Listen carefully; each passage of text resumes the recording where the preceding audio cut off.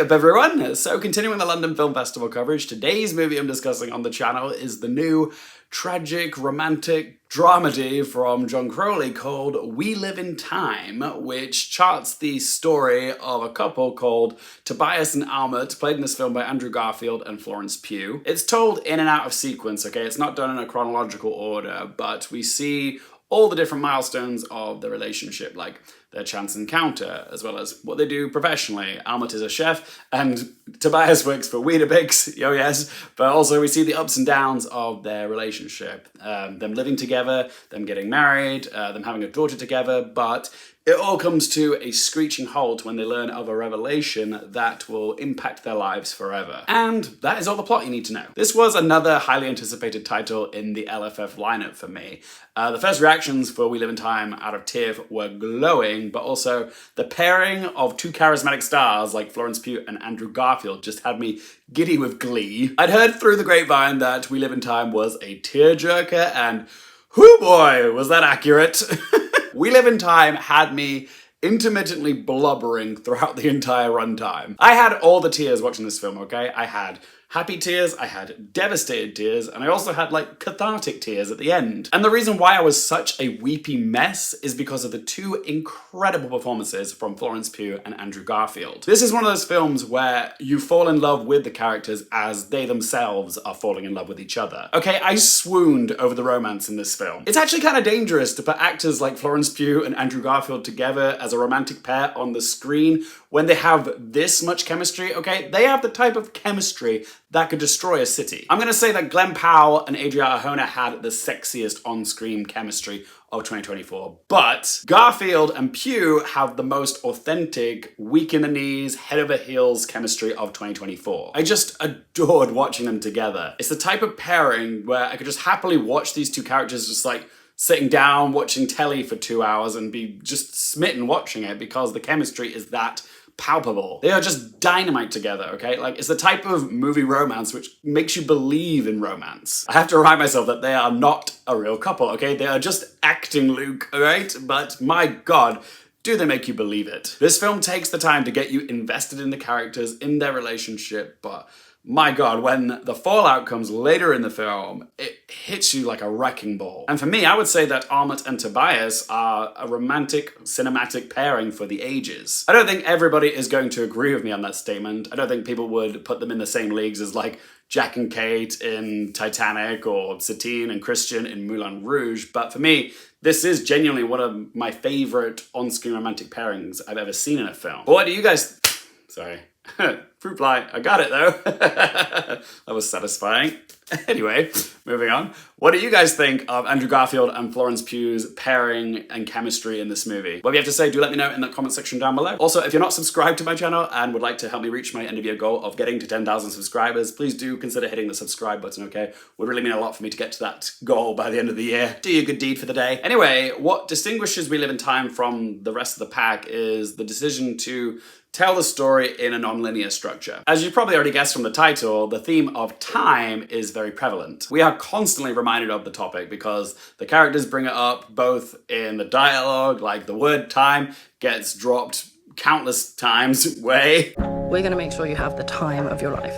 And we also see it symbolically with the usage of stopwatches, timers, clocks, because this is a story about life and about love, and the key component of those things is time. We never know how much time we've got left with someone. A sobering reminder of that actually happened to me while I was watching this film, because I saw We Live in Time the morning after we found out that Liam Payne from the boy band One Direction had tragically passed away. It always catches us off guard when it happens to someone so young or so unexpectedly. But yeah, I actually thought it was a very smart, creative decision to tell this love story in a non-linear structure. I thought it really benefited the film because it does tie into the themes of time and our perception and our relationship when we look back in time to our past relationships, to the ones that we've lost. It's also just a more interesting way to tell a conventional story by playing with the structure. And John Crowley had a lot of trust in his audience to understand where we are in the timeline. And like Saoirse Ronan in The Outrun, if you need a good clue as to where we are in the story, just look at Florence Pugh's hair in this, okay? That's a good indicator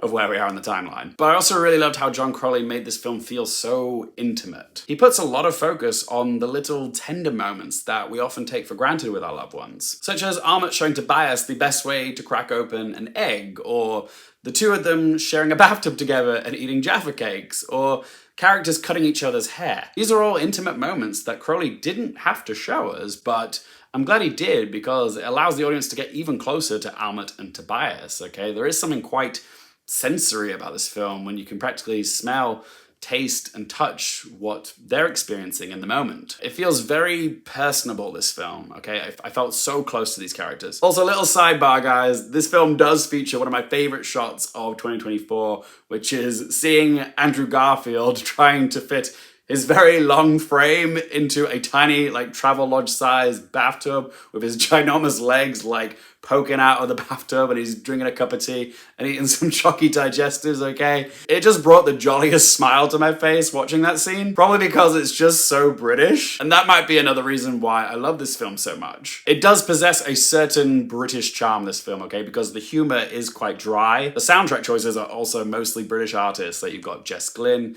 the XX, and Ollie Alexander, you know, from Years and Years. And while I normally can't stand shameless, excessive product placement in a film, there was something hilariously disarming about the amount of screen time that Weetabix gets in this film. Like, I think, again, it's just so British. Yeah, I had a major craving for Weetabix when I woke up the next day. But yeah, it didn't bother me. I just found it delightful, and I think that's just me being British. Shall we talk about its Oscars chances? Whoop, shit, nearly dropped it there, God.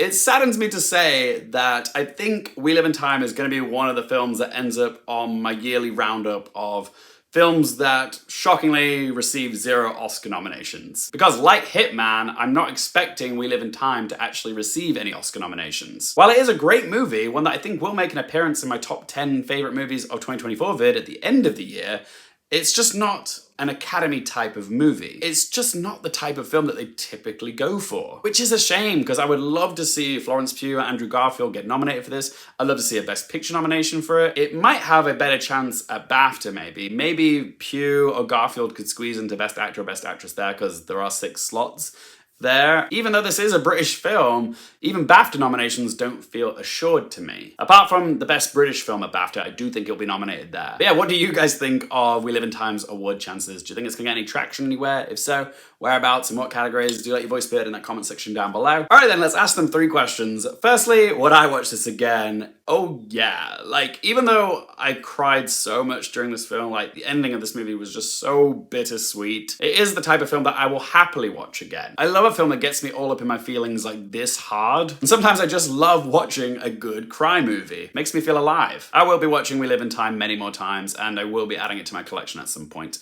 Question 2, do I recommend it for you guys? Oh yeah, I do recommend this film, but I do want to give a fair warning to everybody that it is quite a heavy film in places, okay? It's dealing with some topics that are quite sad and might be a little triggering to some people, like battling a illness, but I do think it is worth watching. It's coming to UK cinemas on January 1st, 2025. If you like films like 50-50, The Fault in Our Stars, or 500 Days of Summer, then you're probably gonna enjoy We Live in Time. You'll laugh, you'll sob, you'll fall in love with these characters. So yeah, I do recommend this film, and I also recommend bringing a pack of tissues with you to the cinema as well, because yeah, you may end up crying. And third question, what score do I give it out of 10? We Live in Time is the most emotional I've been in the cinema in 2024. It tells a very simple story, but in a very interesting way, and the 2 central performances from Pugh and Garfield are just divine. This was my 2nd favourite film of the London Film Festival, right after Memoir of a Snail, and it will probably be in my top 10 favourite films of the year. At times I did think the dialogue and the themes were a little heavy-handed, but John Crowley knew exactly the type of film he wanted to make, okay? I could see what his intentions were, and he succeeded in making a beautiful film that goes right for the tear ducts. So I'm gonna give We Live in Time a score of 9.5 out of 10. But as always, guys, it's just one bloke's opinion. I wanna hear from you. Are you excited for We Live in Time? Have you seen it? If so, how are you feeling? Have you recovered from it? Whatever you have to say, let your voice be heard in that comment section down below. If you guys have enjoyed the video, help me out with a little thumbs up button. If you want more movie, TV, and Oscars related content, don't forget to click subscribe. And as always, thank you guys so much for watching. For more things related to movies, TV, the Oscars, and popcorn culture, I'm Luke Carefield, and I'll see you next time.